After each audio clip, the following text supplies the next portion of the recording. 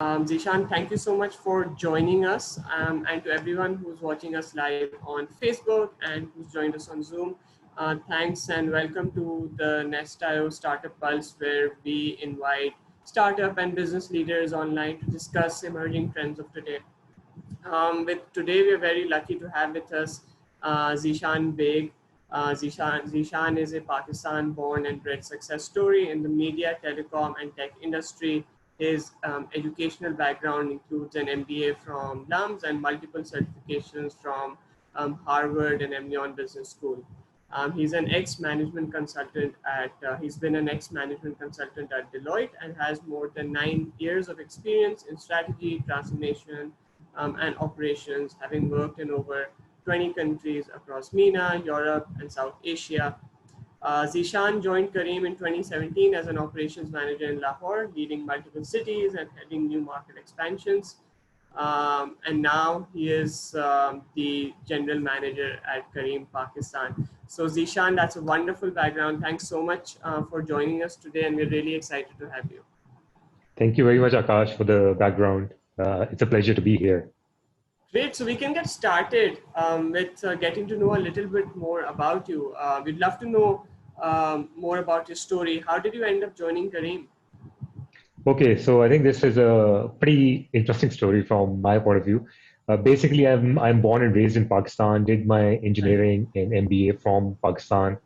And right after that, everybody in LUMS basically applies for consulting. So consulting is like a dream job for all the MBA graduates. So I also applied. I was fortunate enough to be recruited for a consulting company in Middle East.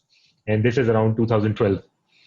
One thing that was always in my mind was that I wanted to be in Pakistan. The reason for that was I'm the only son. So I wanted to be very close to my parents. So even when I got this opportunity, like I was really not up for it, but my family, my friends, they all pushed me, and they asked me that you should opt for this opportunity. Anyways, 2012, I joined Deloitte. I was there for 6 years. I think every year I would start thinking to myself, that I need to go back to Pakistan. And initially when I joined Deloitte, I decided that I'll only get the stamp of a consulting company, work there for a year and then come back. Right. But this 1 year turned into 6 years. And I can at least recall there were 3 times when I actually packed my stuff. I had written my resignation letter to go back to Pakistan.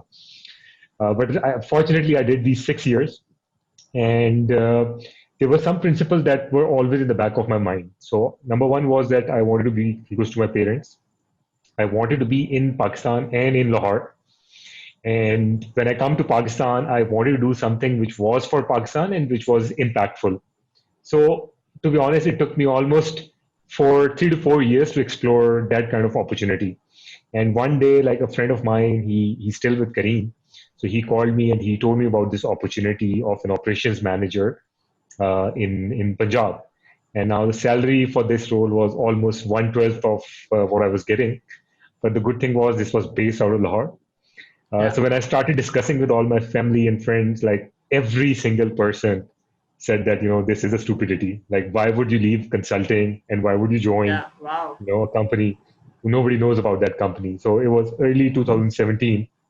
Like Kareem was not very well known, but I was in the process of scaling. Yeah. So anyways, I took a leap of faith. The only deciding factor for me was that, these 3 principles, this company, fulfills those principles. So I took the decision. I accepted the offer, like within probably 4 or 5 days of the first interview. And in a week's time, I was supposed to wrap up everything and move to Pakistan. Anyways, I took some exception, like they increased it to 15 days, but within 15 days, I sold my car, like leasing and everything, whatever was due at me. I closed those things and then moved to Pakistan. Now, when I came to Pakistan, this is where interesting things started happening. On the very first day, my first interaction was with, basically I got a call from our ex-MD, Junaid. He told me that, since you'll be looking after Punjab, there's one office in Faisalabad. The team is having some problems, so why don't you go there and check? So I went to Faisalabad, and the first thing I saw outside the office was transportation mafia. So, because Kareem was new there, this transportation mafia, initially they were very against Kareem. They were not realizing that, Kareem is being partnering with them. So it was initial resentment. So I mean, they were standing outside, and they wanted to find somebody from Kareem and hit them hard. Anyways, that was my first experience, and I was coming from a background where I was used to of talking to CEOs or senior managers in a very disciplined and professional environment. So that was my first experience. Really interesting. Secondly, I think basically I still remember when I joined. Like one day, my wife came to me and she was pretty disappointed, and I started asking what happened, and she was like, when you were in consulting, I used to tell everybody and my friends that you're working for a consulting firm. Now, when I tell them about Kareem, firstly, they don't know about Kareem. And secondly, they think that you're working for a taxi company and driving taxi. So, so this is all, where the journey started from. And, fast forward, I think what has Kareem achieved was tremendous. And now, if I look at that decision, I think this was the best decision I'd ever made. And people who used to tell me that, this will not work, actually, quite a number of those people have actually applied for Kareem for certain roles as well. Yeah. Wow. So I think it worked really well. And this is how my journey in Kareem started. That's great to hear. I think it's really interesting because that sort of highlights often the sort of things that startup founders, entrepreneurs, and early employees face, which is that those companies are not very well known. The entire startup culture isn't very well known. So um, socially people might not know about it. But then again, if you're working on the next big thing or working on a rocket ship that's growing really fast, and the sort of not only just the career opportunities can be really great, but also the sort of potential for impact and actually, making a difference, especially in your country. So that's really exciting and a really good sort of introduction to our overall topic. Um, our next question for you is that, there's been over the past few years, there's been a lot of excitement around the gig economy and the sharing economy. But then again, this crisis sort of came out of nowhere. No one really foresaw it that well. And now what we are seeing is that there have been major layoffs in major companies like Kareem, Uber, Airbnb. So my question to you is that has this sort of crisis forced an inevitable rationalization of the business model all across the globe? Is this potentially something that is going to dampen or end the gig economy as we know it, or is it just a small sort of like hurdle in the way? Okay, thank you very much. This is a very interesting question. So basically, I think first of all, we need to realize that this event was one of a kind of event. Unfortunately, this is, I think, at least as far as I know, this is one of those events which has actually impacted demand as well as supply chains. Yeah. And the consumer behavior has absolutely changed. So people have started moving from offline to online, like internet usage has been up for what, probably 30 to 40% in some, depending on the countries. And there's been a lot of disruption, and we can also see those in the stock markets and the money markets. Now, in terms of challenges, of course, there's some industries which have been hard hit, like gig economy, transportation, services, service industry are few of those industries which have been hard hit.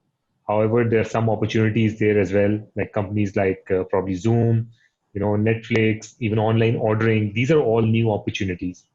So I think, of course, this is a very difficult time, and it has hit hard to Kareem as well. Now, for Kareem, when we talk specifically about Kareem, ride hailing has been our core business, which has been impacted by almost 80%. However, within Kareem, there are a lot of opportunities as well. So if we talk about food delivery services, if we talk about online ordering, deliveries, Kareem Pay, I think these are some new opportunities that has come up. So what really has happened is that uh, digitalization, which was going at a very slow pace, has actually expedited. There are some areas which have been hard hit, and they will take a long time to recover. Transportation being one of those, whereas there are a lot of opportunities as well. Now, coming back to your question, is it an end game for the gig economy? The answer is absolutely no. Basically, I think this is a time to question status quo. And any organization that quickly adopts to the new reality and understands what are the consumer changes, consumer behavior changes, and work according to and pivot their strategy according to those changes will do really fine. This is of course a tough sort of scenario for all of these ride hailing players. But for Kareem, there are big opportunities, as I've mentioned. Now, Kareem, our strategy was always to pivot towards becoming a super app, and I'll explain more about super app later as well. But what this basically disaster has done is that it has expedited all those plans which were transitioning towards the super app. So now we've really expedited it. In fact, in Karachi and Lahore, we've launched the super app to almost some part of the user base as well, and we're very confident that there's still a lot of opportunity in the region. Perfect. I think that sort of like goes very well into our next question, which is that Kareem, of course, is not just now not just focused on the transportation business anymore. It's not just a ride-hailing app, but well on its way of becoming a super app, right? So I think some of the people in our audience might be new to the idea of what a super app is and what all the hype is about. So for them, could you sort of explain how you perceive a super app to be, and why is it that so many companies are trying to become super apps in the region and in Pakistan? Sure. So I think when you talk about super app, so super app, imagine it's an application where you can do all your daily tasks from one application. It is very simple now. The challenge in this region is there's so many applications. For example, if you want to order groceries, you'll find 10 names, 10 applications. Similarly, food ordering, even ride hailing, there are multiple applications. But and what's actually happening is that it wastes a lot of time for users to switch between those apps as well. Also, there's a very important fact that every one out of two apps downloaded or installed by a customer are deleted within 30 days. So this is the kind of quantum we're talking about that is coming into the market. So the idea was truly to become a super app in a way that this will be one application which will be having multiple services. Some of these services will be owned by Kareem. So for example, ride hailing will be there, owned by Kareem, delivery services, food delivery services. But then there'll be a lot of partnerships and third party services as well. So probably some services related to healthcare, similarly ticket booking. So these are some examples. And truly, the idea is to create convenience for all the users. Now, it also is aligned to Kareem's mission, which is basically simplifying lives of people.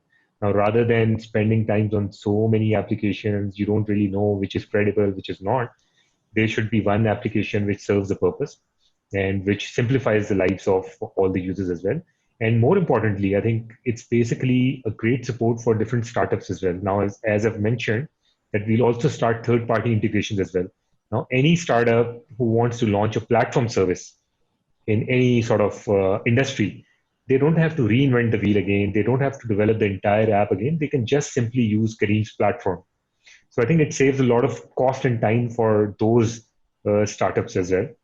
And just to, sum it all, in a layman's world, the way I explain Super App is it's like a virtual mall where you go in and you will find different services. So very similar to the concept of a physical mall, it's sort of a virtual mall where you'll find multiple services. So I think this is pretty much about it. And in terms of your question, the second part of your question where you said, a lot of companies are moving towards Super App. Now, the reality is this is a big region. So even if you talk about Pakistan, Pakistan is huge. I mean, there's almost 35 to 37% of population which is still disconnected. So I mean, the kind of potential we're talking about is really, really huge. And it doesn't really matter whether it's one company coming up with a super app or there are multiple companies. We've also seen in China. So for example, China, there's WeChat, then there's Alipay as well. So Yeah. these are multiple companies operating in the same country. So it's truly about the opportunity size. The size of the pie is so big. So I think whether it's a single company or a multiple company, they will all get their own share. So, in terms of the specific impact of this coronavirus crisis, do you think that the adoption and march towards super apps will be faster when it comes to companies trying to build these super apps, and when it comes to consumers and customers actually going towards those for relying on the services? So, is it going to sort of become quicker or slowing down? Yeah. So I think, of course, these are unprecedented times, and it's very, very difficult to predict anything, at least at this point in time. And also to your question, I feel that this would vary from market to market as well. So probably adoption in Dubai might be much quicker as compared to adoption in Pakistan, you know. And even in Pakistan, it can vary from city to city. People in Karachi have a very different adoption behavior as compared to people living in probably Hyderabad or maybe Bahawalpur. But from what we've gotten, what we've seen is that there's a lot of movement from offline to online. So there's no question about it. A lot of people, Yeah. whether it's retail, whether it's food, a lot of people, or even payments, a lot of people have started moving from offline to online. Now with an application like a super app, which I've mentioned, of course, all these users will quickly adapt to this application. And now, if you look at our region, this is and especially Pakistan, like majority of our user base is young population, right? And these are the kind of the in the way the we've seen uptake in the smartphone penetration and 3G penetration. I think these are some stats which actually support that the adoption of super app will be Yeah. very quick. Of course, because of this COVID event, not a lot of offline options will be available to all the users for quite some time now. So there's more reason to sort of switch to these online platforms. Great. So I think So you I personally mentioned feel that the adoption would be much more quicker. okay, which is great, which is interesting as well. You mentioned both payments and you mentioned especially some of the super apps in China. I haven't been to China myself, but like from a lot of the stories I've heard, it's almost nearly impossible to pay for anything over there with a credit card. Everything is done through sort of like mobile payments and wallets. So do you think the average Pakistani consumer is ready to go cashless yet, or is there still a lot of mistrust associated, or a difficulty, or lack of information associated with sort of like being able to pay online through your phone through these sort of like cashless methods? Yeah. Yeah, I think Pakistan, when it comes to cashless transactions, unfortunately, is pretty far behind as compared to other similar countries. However, the two big challenges that has actually sort of put sort of delay in the transition towards moving towards cashless transactions. One is, of course, the taxation. Now, if everything is digitalized, there's some element Yeah, of taxation as well. So a lot of people use toward that, but that has been taken care of with new processes and new systems. Now it's truly about the trust. So a lot of customers, they usually don't trust the payment system a lot. And also, if you look at the current offerings, I mean, the best offering right now we have in the region, in the country, is probably Easy Pesas and yeah, Jazz Cash of the world. But then again, they're also offering very basic services, just like utility payment, and even there's a lot of room for increasing their offline presence as well. So if you go to any merchant today, any food restaurant, not everybody accepts these kind of payment methods. So I think there are two, three things. So one is, of course, from the user end, from the customer end, we need to start working on developing that trust level. From the merchant front, we need to make sure that these merchants are much more comfortable, accepting these kind of cashless payment transactions. Because right now, what happens is the online transaction is taxed everywhere. So imagine a yeah. category C merchant, like a mom and pop store. Why would they want to pay a transaction fee if they have to use, any of these digital forms of payment? So truly, there's not a lot of push from the merchants as well. So I think that's a second factor. So first, customer side, there has to be some level of trust that needs to be developed. Merchant side, again, they need to be intrinsically motivated to sort of go towards these cashless payments. And lastly, I think even from the government point of view. Now, if you look at government, like one of the biggest use case for government is probably dispersing their salaries. I mean, Yeah. these salaries are still given in form of cash, or maybe some part of it is given into bank accounts. So I think one step from the government could be truly transitioning into these cashless payments and adopting these new sort of technologies as well. So for Pakistan, I think we're still far behind. But for example, when we come up with super app, now the good thing is that there will be some very concrete use cases, and of course, there will be some sort of motivation to pay cashless because of the experience and the cost of handling the cash as well. So there is some movement towards this, but again, for Pakistan, I think we're pretty behind as compared to other countries when it comes to cashless transactions.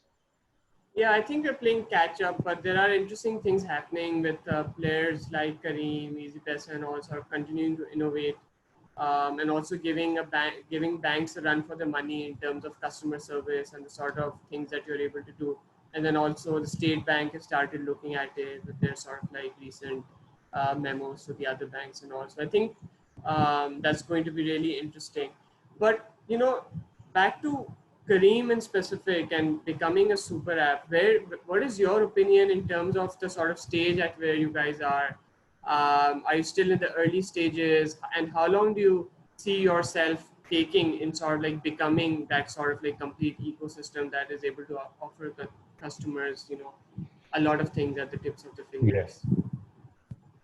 Yeah, I think if you look at the region, so I personally feel that we're still too early in the region. There's the opportunity size is huge. However, when it comes to super app, for super app to be successful, one of the prerequisites is that there has to be some sizable user base attached to a platform. Now, fortunately, Kareem has a big enough of a user base. So in Pakistan, we have more than 20 million downloads. Like Yeah, active monthly user base is probably around 3 million. So we are at a scale where we feel that super app can be introduced, and it will be giving a lot of convenience to the user as well. So, but then again, the opportunity size, it's a big country, it's a big region. The opportunity size is very, very big. We are still very, very early in the super app world, at least. So I think there's a long way to go, but clearly the opportunities is very, very promising. So to your point, yes, we are all early in this, but then again, because of the opportunity size, I mean, for whatever we do, the pie size is so big that for we will continue to learn more. Hmm. I have a question in terms of sort of like strategy for super apps. A lot of people say that, and I think this would be really useful advice for founders as well. But a lot of people, when people say, if you're beginning, if your entire first goal as a product is to become a super app, I think that often turns out to be difficult. But if you're actually focusing on a niche market and you're able to dominate that, then eventually it's possible to use that consumer base to become super apps. And often a lot of people say is that the end game for lots of different products, whether you're in edtech, fintech, in transport, or in healthcare, a lot of these companies all sort of want to, the end game is very similar, is to become platforms and become super apps that do everything. So what are your thoughts on that? No, I think so. To be honest, as I mentioned, like for a lot of companies, this is the end game. And the reason for that, as I've already mentioned, this is a huge potential in the region.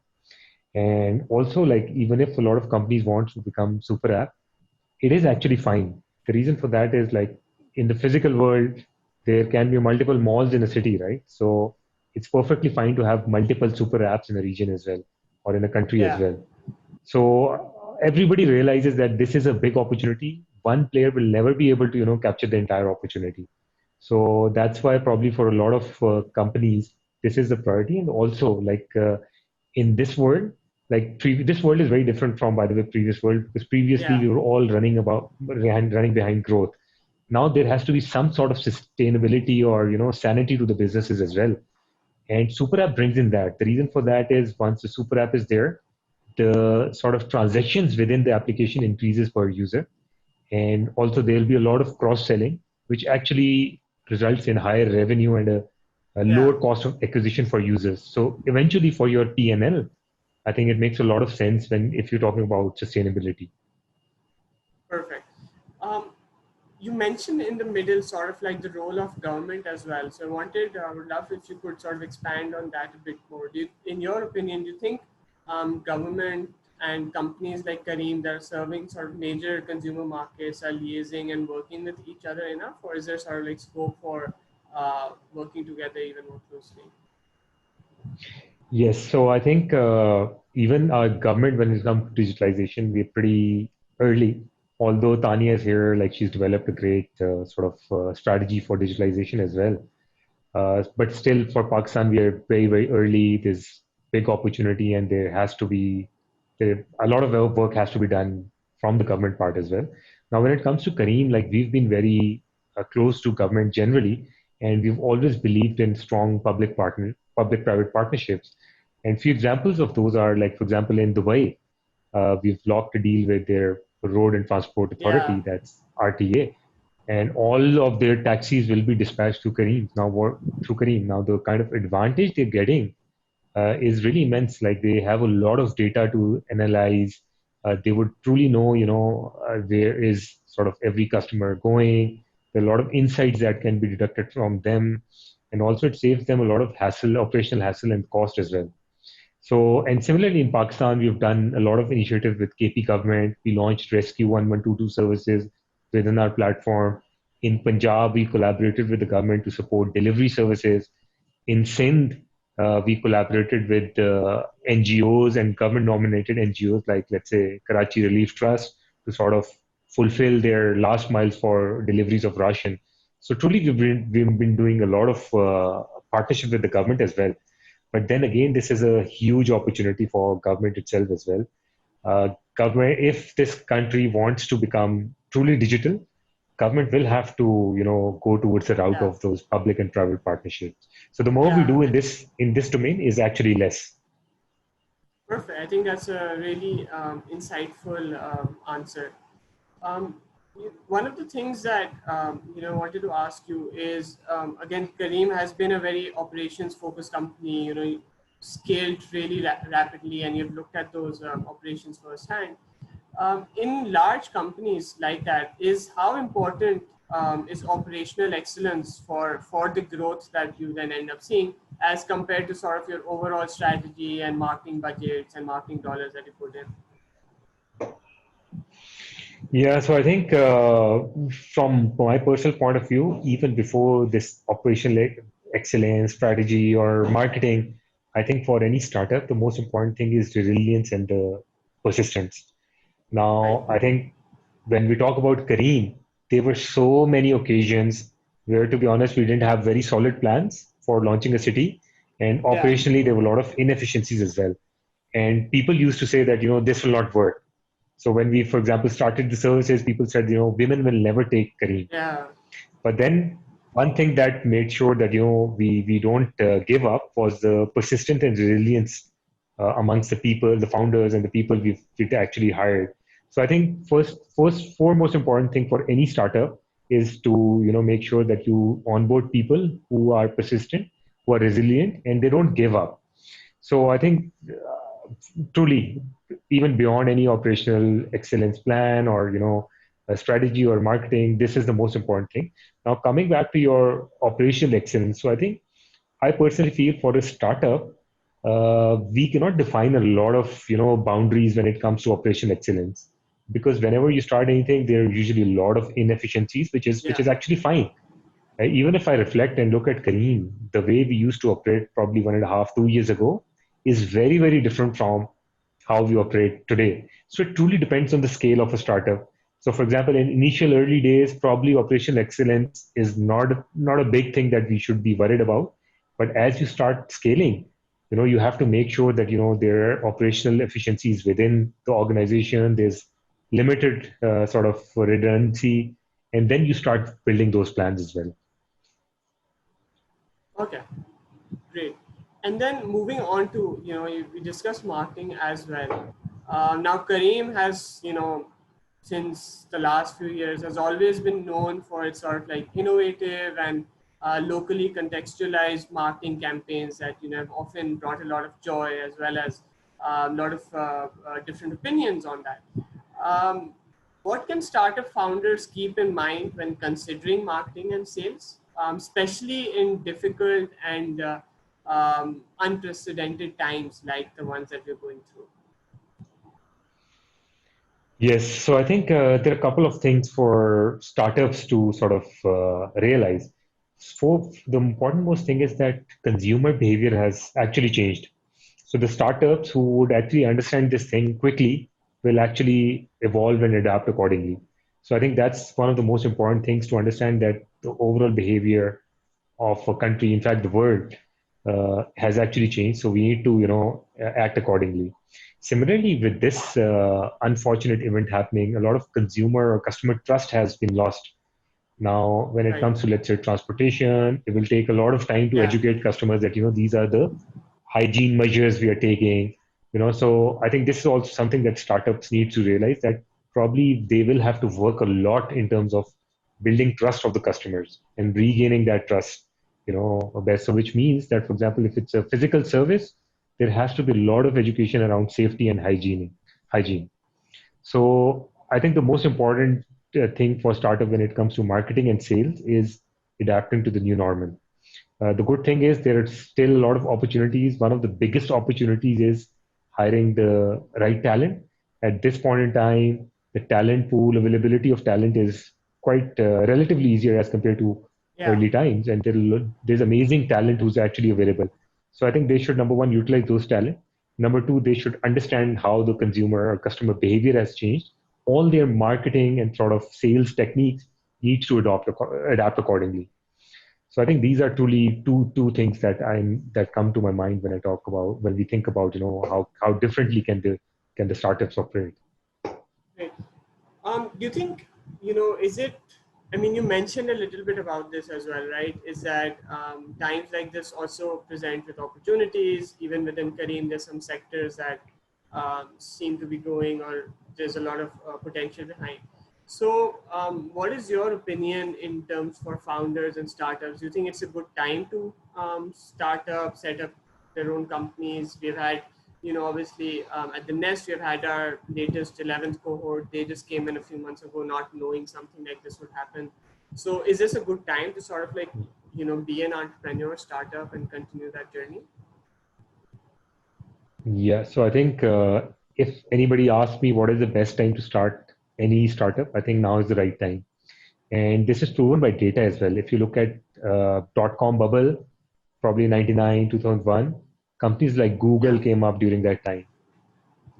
Similarly, if you look at 2008, Uber, Airbnb, these are the companies which evolved during this crisis. So, of course, there's no iota of doubt about the fact that, whenever these challenging times hit any economy or any nation, there are a lot of opportunities. So, and for any startup, I think two things which I've already mentioned as earlier as well is that, first of all, establish that this is the right time. Number two, make sure that you're building the right team. And thirdly, make sure that you understand the change in consumer behavior very, very well. And that's a critical thing to, keep in mind when you start a new startup. yeah. I guess it's a good time to sort of experiment and also learn, find out what works with consumers. And one of the things that you mentioned is what sets good entrepreneurs and good companies apart is the sort of need for resilience and sort of like really figure out and stick with it until you find out what's working. So I think that's a really useful advice that people could follow. So in terms of, one of the things that you mentioned about like, the super apps and Kareem, for example, integrating with a lot of other suppliers and startups, that also means that there is a lot of data that is shared between platforms, between services around certain about customers. Do you think customers are okay with their data being shared across platforms, across companies? Do they, trust super apps that much with their data? And B is, how are companies, do companies have a responsibility to actually work with this data carefully? Yeah. So I think when it comes to data, at least in Kareem, we're very particular about it. Like we follow best in class, data privacy protocols as well. Now with Super App coming in, I think basically nothing related to, let's say, uh, personal data or even financial data will be shared by with any other company. That's for sure. I mean, what will basically happen is there are some open APIs, just like Google has a lot of open APIs as well, and any third party would be able to come in and plug into that. And this essentially means that we will be giving them a lot of exposure to our customer base, but that doesn't necessarily mean that we will be sharing the customer data with them. Yeah. So I think that's one thing we all have to establish. And of course, I mean, nobody, and at least Kareem, we are absolutely uncomfortable with sharing any sort of data, whether it's for our captains or our customers. So we will have very strict protocols around data sharing. Okay, great. And I think that goes back to sort of like that trust that a company builds with its customers, right? I think one of the things you mentioned is initially when Kareem was starting out in Pakistan, a lot of people said, people won't sort of, trust sort of like ride hailing. Women will probably not take Kareem's, but sort of really sort of like changed over time, and Kareem was able to provide, along with other providers as well, a reliable service, where there, and that actually enabled a lot of women to actually perhaps start working and get more things done, along with, of course, men as well. So that sort of almost changed the culture and the opportunities available to people, and that just goes back to the sort of impact that companies like, Kareem can do. Um, so Azib's question, Mohammad Azib is asking that how much support does Kareem need from the government to actually build a super app? A lot of Pakistanis don't have access to internet or smartphones. So how do you guys plan on tackling this? Yeah, so I think in terms of government support, there are a lot of areas where we can actually get quite some support from the government. I think the first most important area for government to focus on is sort of increasing the connectivity. As I mentioned, only 35% of the population is connected uh, these days in Pakistan. So, which means there's a huge opportunity, huge customer segment which are not even connected to the digital world. So I think in terms of increasing the coverage, increasing the connectivity, that's of course one thing that government need to work on. Secondly, I think there are a lot of regulatory and I would say taxation areas where, I mean, if these startups are given some sort of comfort, can really be valuable for these startups. For example, in Sindh, there's sales tax on ride hailing. Similarly, in KP, there's tax as well. So I think if somehow there could be some sort of, a window where these companies don't have to pay those taxes until they reach a certain scale, I think these would be truly efficient. And lastly, I think in terms of job creation, so government can give a lot of support, and in fact, these companies can give back a lot of support to government as well, because I mean, the kind Yeah, of unemployment we have in Pakistan, basically there has to be multiple companies like Kareem who can, create jobs. So, for example, in Kareem, till today, we've uh, registered almost 500,000 jobs, 500,000 captains in Pakistan, which means 5,000 households and 500,000 households and similar number of jobs as well. So I think this is also one area where government can collaborate with these companies, and these companies can actually in return support the government. Yeah, and then of course there are tactical sort of partnerships as well, which keeps on happening throughout. This is the third area of support where government can help these companies. okay, great. Sabika Abbas is asking that do you see the food delivery business accelerating for Kareem, given that restaurants have been hit really hard during this pandemic, and a majority of them sort of like are willing to or prepared to sort of deliver food through their own riders and save the commission that they have to give to Kareem or Food Panda or other competitors. Yeah, yeah. So I think the two things around this. One, of course, the short answer is basically yes. I feel very confident about this vertical that this will grow. The reason for that is, of course, you've mentioned like these restaurants have been hard hit, and physically or on ground, of course, their presence has been impacted a lot. Now, what has happened is people have started moving from offline to online, and Yeah, the digital ordering, the food ordering has actually increased a lot. So, what these companies like Kareem Food will actually do is basically they'll provide access to a large customer base, which means that their sales increase. And also, when it comes to cost for these restaurants, it will always be more cheaper and more efficient to pay commission to companies like Kareem rather than absorbing the delivery cost. So, for example, the good thing is with, for example, Kareem, we will have advantage of economies of scale. So, for example, a right. rider working for Kareem will do multiple orders, so their earning is better. The cost for delivering order for Kareem is much lower than cost of order delivering for an individual restaurant. So there are a lot of areas where there's synergies when it comes to financials. And of course, with the movement of offline to online, there's a natural pull from customers uh, for the restaurants to be online on these platforms as well. Great. And in terms of, I guess, overall Kareem strategy and your personal sort of views around this, virus, is it sort of like a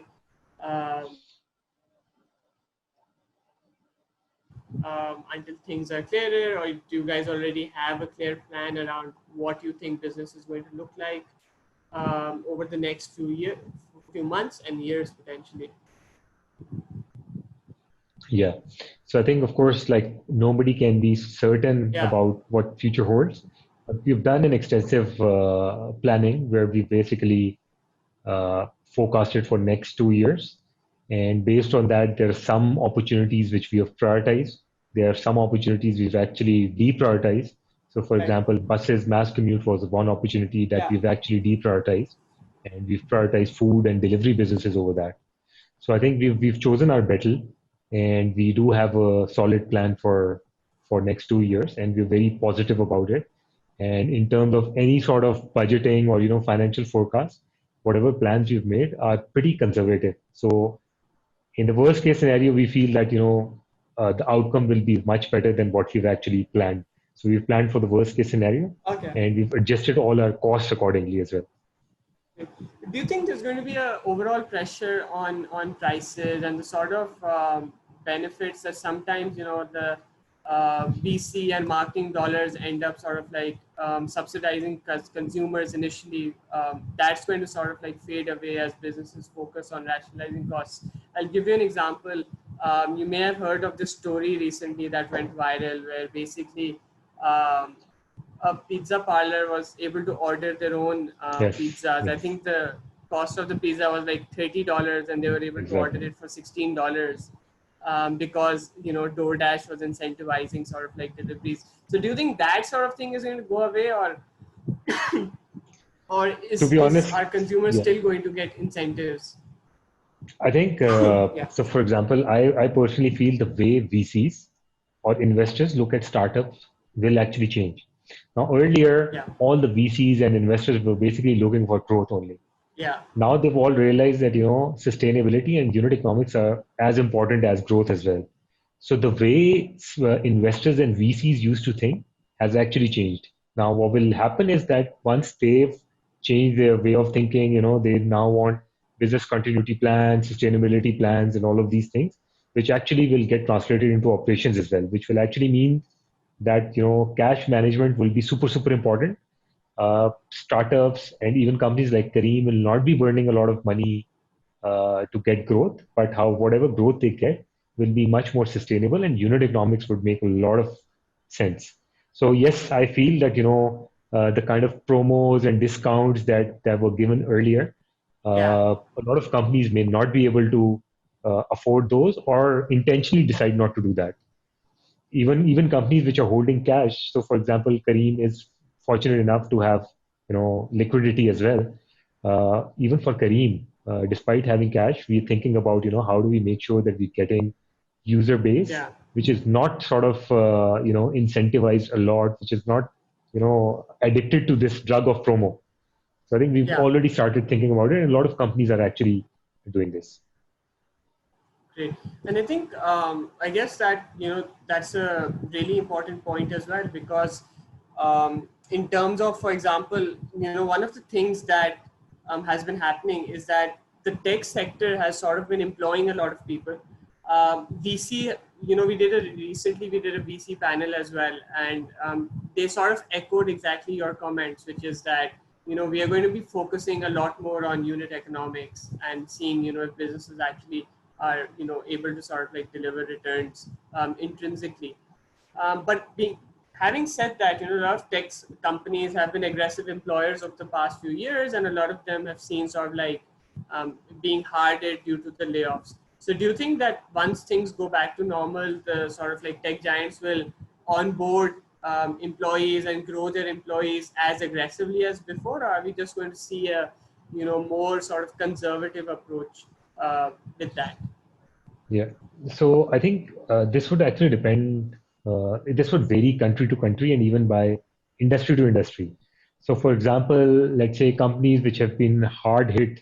So, for example, tech startups related to, let's say, hospitality or even transportation, they might react post in the post-COVID world very differently from startups like, let's say, Zoom or Slack Yeah. or Netflix, these kind of companies. So it would really vary. When it comes to, I think, in terms of opportunities, I am very confident that even in the post-COVID era, there will be huge opportunities, which means a lot of companies will continue to hire as well. Now, the type of business for which they are hiring can actually change. So, for example, if I have to give example of Kareem, we foresee that we might not have to hire a lot of people in ride hailing, Right. whereas we'll have to, build strong teams in the food business, in the delivery business, and in the payments business as well. So there will be opportunities, there will be hiring that will happen, but probably if it was being, I mean, if hiring was happening in a certain vertical earlier, this might sort of transition Right. into hiring for a different vertical.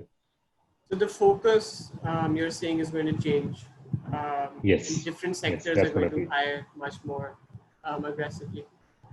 Zeeshan, what's your personal opinion? Do you think we're going to go back to normal again? Is the world permanently changed? Is it a temporary lull until we sort of like are able to Yeah, figure out, what happens, or is yeah, things going to like stay different forever? yeah. No, I think there was a very interesting article by probably Economist or Forbes, and I truly like. I mean, I'm of the same view that this is uh, coronavirus is here to stay. I really hope that I'm proven wrong, but from the data and from the empirical data we've seen around, it seems that it will become a disease like flu, and it will be with us for some time unless a vaccine is sort of discovered, which actually means for at least next 1.5 year. I mean, we will have to tailor our sort of behavior accordingly. We will have to learn to live with this disease as well. So I think this will take some time. So I don't think this is going away in a short period of time. But what will happen is people will adopt to it. Businesses will adopt to it, and then at some point in time, of course, we'll start seeing recovery. Which we, by the way, we've already started seeing Yeah. recovery as well. But it will take some time. Great. And from your company's perspective, obviously, you guys have been scaling rapidly over the past few years. Um, with the new normal, like how has it affected the way things are done? Is there a encouragement of working from home? And do you find managing teams as easy as it was before? Yes, so I think in terms of the way we all used to operate, I think it has, of course, changed. Now everybody's working from home. The good thing Yeah. is Kareem was always in a position that we had the right tech or right support system to work from home as Right. well. What I found was working from home can be much more productive, but then Right. there's some cons to it as well because there are no timing. So you're Yeah. working on the weekends as well. But then if you have those guards, those railings, so probably I think it is very efficient. And the way we used to think, we used to work has actually changed. So earlier we were all running behind growth. Our marketing campaigns were designed in a way to acquire users as quickly as possible. But now we started thinking about really really sustainable growth. So Right. our number one, our way of working has changed because of course now we're working from home, and number two, way of thinking has also changed because of this crisis. And do you think this sort of like shift in working culture that's, we have been speaking to some companies as well. It seems to be a broad trend, obviously, with most of the tech companies are able to sort of like continue this on a more sustainable basis, working from home. Twitter has, I think, said that they're permanently going remote. Yeah. Facebook, Google have sort of like allowed their employees to work from home until the end of the year. Do you think that's easier for companies or the developed world to do as compared to like countries like Pakistan where that culture doesn't exist? And do you think that this culture will change and will get cultivated? Yeah, yeah. No, I think that's a valid point. So I think it varies from country to country. Probably in the more developed worlds, they have the right infrastructure, they have the right mindset, which allows them to work from home productively. Unfortunately, in Pakistan, we were a very sort of offline, face-to-face based country, and all our Yeah. SMEs and businesses were usually, used to working, in person, face to face. So two things that we will have to take care of if we want to make sure we can comfortably continue working from home. One is the infrastructure. Now, of course, everybody understands that infrastructure in Pakistan is not one of the best. So there are challenges around internet connectivity, infrastructure. So question is, how do we solve that? So that's one area of focus. And secondly, the mindset. The typical SME mindset is that, I want to see you working. I Yeah. think this has to change. This has to change. And the good thing is we've already, because it was forced, lockdown was mandated, it was forced, so people had to do it.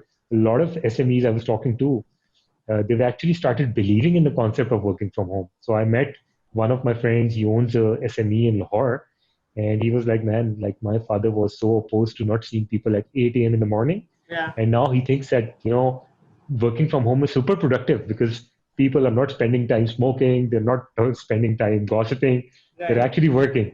So, I mean, I'm pretty sure there are a lot of similar examples, and people have started believing, that this can be effective. Perfect. I think we have just a few more minutes left. I think one of the questions that we can talk about is in regards to when you're creating super apps, then you also sort of need ecosystems around them, right? So are we ready to is our ecosystem ready, or are we ready to build that ecosystem that countries like China, Indonesia, and Silicon Valley have, that sort of enable such super apps to happen? And that can be from whether it's from other tech companies, startup companies, infrastructure, work culture, all of that combined. Yeah. No, I think so. For Pakistan, we truly feel that, in fact, for the entire region, including Pakistan as well, we feel that we're ready. We've seen that, the mobile penetration has increased significantly. Digital growth is, increasing significantly. And there's a young population who can adapt to these changes very quickly. So we feel that, the country and the region is ready to do that. And also, I think a lot of this depends on the government as well. So with Tania coming in, we've seen the digital strategy plan for Pakistan. The execution has already started. So I think we have the right ecosystem here. So we have the right support system. We have the ingredients here. All we need to start doing is sort of connecting all those basics. So whether it's a payment infrastructure, so we have infrastructure in place. We have some players who've been operating in the payment space as well. Similarly, last mile, we have players like Kareem has been in the last mile as well, financial services as well. So all we need to do is sort of connect these disintegrated sort of businesses and sort of combine them in a super app. And I feel all the ingredients which are required for super app are here. Okay, great. That's really encouraging and exciting. Just on a final note, I guess, what advice would you have for founders and potentially, even people early on in their career looking to sort of grow?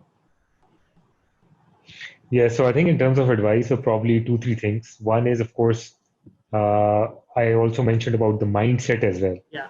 So make sure that you have the entrepreneurial mindset, which is basically very, very persistent and very resilient, and they don't give up. So I think that's the most important thing. So have the right mindset.